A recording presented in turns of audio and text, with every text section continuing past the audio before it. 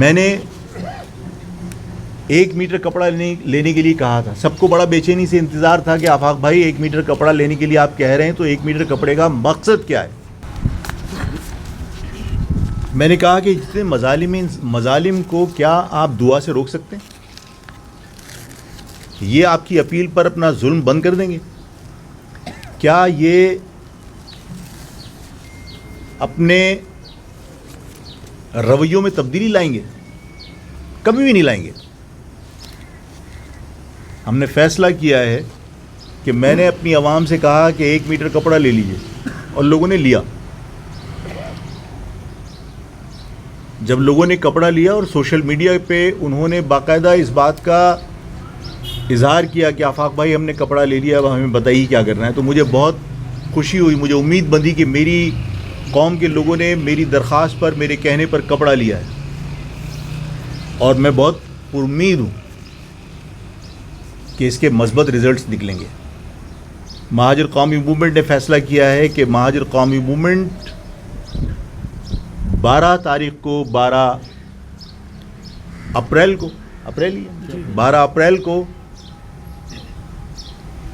طاقت کا بھرپور مظاہرہ کرے گی.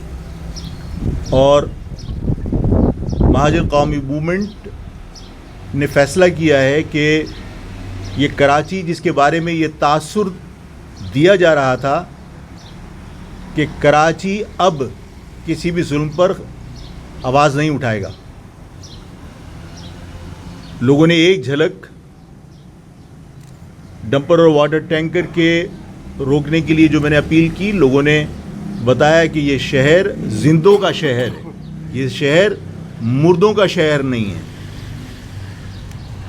ہم 12 تاریخ کو پھر یہ ثابت کریں گے، کراچی شہر ثابت کرے گا کہ یہ شہر زندوں کا شہر ہے. 12 تاریخ کو میں تمام شہر کے لوگوں سے اپیل کرتا ہوں کہ یہ 1 میٹر کپڑے کو فلیگ بنا لیں، اور یہ فلیگ بنانے کے بعد 12 تاریخ کو کوئی بھی شخص، چاہے وہ موٹر سائیکل پہ ہو، چاہے وہ کار میں ہو، چاہے وہ ٹرک میں ہو، جو وہیکل اس کے پاس ہے وہ فلیگ لگا کے گھر سے نکلے گا.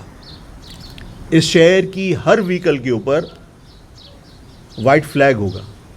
اگر عوام اس ذمہ داری کو نبھانے کے لیے باہر نکل جائیں اور ان کو روکنے کی اگر حکومت کوشش کرے، طاقت کا استعمال کرے، میں نے آپ سے کہا ہے کہ یہ پرچم، جو سفید پرچم ہے، یہ امن کی بھی نشانی ہے. اور ہماری انتہا درجے کی کوشش ہوگی کہ ہم پرامن طریقے سے احتجاج کریں، پرامن طریقے سے ہم اپنی طاقت کا مظاہرہ کریں، اپنے اتحاد کا مظاہرہ کریں، جو لوگ وکٹم ہیں ان کے ساتھ یکجہتی کا مظاہرہ کریں. لیکن اگر طاقت کا مظاہرہ کر کے ہمارے اس اتحاد کو نقصان پہنچانے کی کوشش کی، جو اس شہر میں ہم بھائی چارگی پیدا کرنا چاہتے ہیں، اگر اس کو نقصان پہنچانے کی کوشش کی، اور اگر عوام نے اپنے طور پر فیصلہ کر لیا، اگر میں یہ کہوں کہ جب تک اس میں ڈنڈا ہے تو یہ جھنڈا ہے، اور جب ڈنڈا نکال لیں تو ڈنڈا ہتھیار ہے. اور اگر عوام نے ظلم اور بربریت کے خلاف اگر یہی کپڑا سر سے باندھ لیا تو پھر شکایت کوئی نہ کرے.